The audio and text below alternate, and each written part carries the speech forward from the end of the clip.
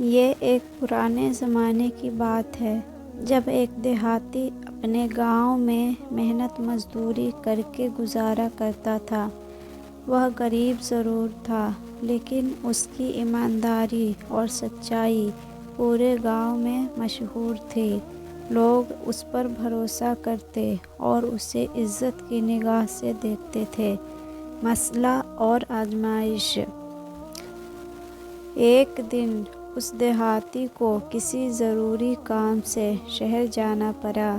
اس کے پاس سفر کے لیے زیادہ سامان نہ تھا، صرف چند درہم، چاندی کے سکے اور کچھ کھانے پینے کی چیزیں تھیں۔ راستے میں اسے جنگل سے گزرنا پڑا جہاں اکثر ڈاکو لوٹ مار کرتے تھے۔ جب وہ جنگل میں پہنچا تو اچانک چند ڈاکوؤں نے اس کا راستہ روک لیا۔ ڈاکوؤں کا سردار آگے بڑھا اور سخت لہجے میں بولا، تمہارے پاس جو کچھ ہے وہ ہمارے حوالے کر دو۔ دیہاتی نے بغیر کسی ہچکچاہٹ کے کہا، میرے پاس کچھ زیادہ نہیں، صرف چند درہم اور تھوڑا سا کھانے کا سامان ہے۔ دیہاتی کی سچائی۔ ڈاکوؤں نے اس کی تلاشی لی تو واقعی اس کے پاس وہی چیزیں نکلیں جو اس نے بتائی تھیں۔ ڈاکو کا سردار حیران ہوا اور بولا، ہم نے آج تک ایسا شخص نہیں دیکھا جو خود ہی سچ بول دے کہ اس کے پاس کیا کچھ ہے۔ عام لوگ تو جھوٹ بول کر اپنی جان بچانے کی کوشش کرتے ہیں۔ دیہاتی نے مسکرا کر جواب دیا، میں جھوٹ کیسے بول سکتا ہوں؟ میں اللہ سے ڈرتا ہوں اور جانتا ہوں کہ دنیا کی دولت عارضی ہے، لیکن سچائی ہمیشہ باقی رہتی ہے۔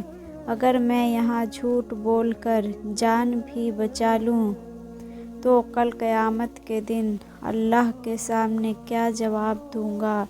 ڈاکوؤں کی توبہ۔ دیہاتی کی سچائی اور اللہ کے خوف سے ڈاکوؤں کے دل پر گہرا اثر ہوا۔ سردار نے ایک لمحے کے لیے سوچا اور پھر اپنے ساتھیوں کی طرف متوجہ ہو کر بولا، ہم ساری زندگی دوسروں کو لوٹتے رہے، لیکن آج ایک غریب دیہاتی نے ہمیں سچائی اور ایمان کی طاقت دکھا دی۔ اگر ہم نے اپنی زندگی نہ بدلی تو انجام بہت بھیانک ہوگا۔ یہ سن کر ڈاکوؤں کے دل پسیج گئے۔ وہ سب دیہاتی کے قدموں میں گر گئے اور اللہ سے توبہ کرنے لگے۔ سردار نے کہا، ہم آج کے بعد کبھی کسی کو نقصان نہیں پہنچائیں گے بلکہ ایمانداری سے زندگی گزاریں گے۔ نتیجہ اور سبق۔ دیہاتی اللہ کا شکر ادا کرتا ہوا اپنے سفر پر روانہ ہو گیا اور ڈاکو نیکی کے راستے پر چلنے لگے۔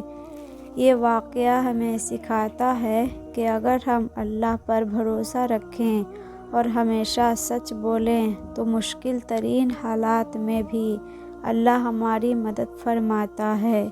سچائی کی طاقت نہ صرف ہمیں کامیاب بناتی ہے بلکہ دوسروں کے لیے بھی ہدایت کا ذریعہ بنتی ہے۔